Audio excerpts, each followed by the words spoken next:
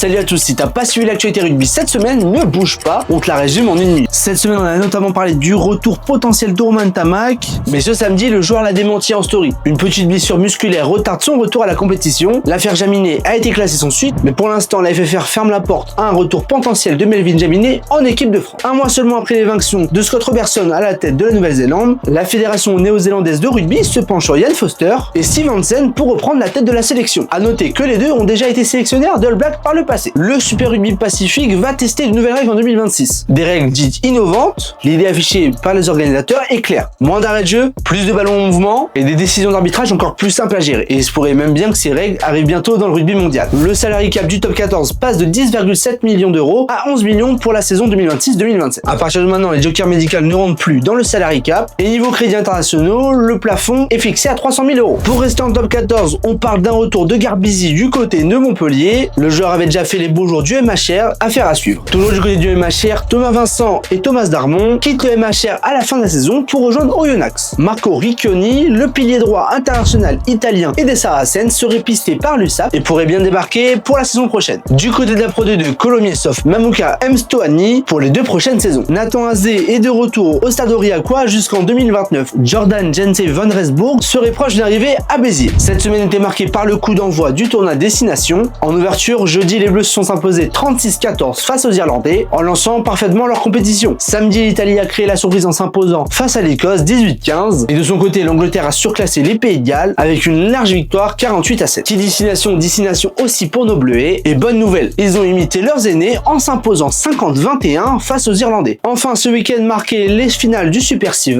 organisées dans l'antre du Racing 92 et au terme de la compétition, c'est l'UBB 7 qui s'est imposé face à Monaco et qui remporte donc son premier trophée dans cette compétition. Merci à tous d'avoir suivi cette vidéo, n'hésitez pas à vous abonner et on se dit à la semaine prochaine. Ciao.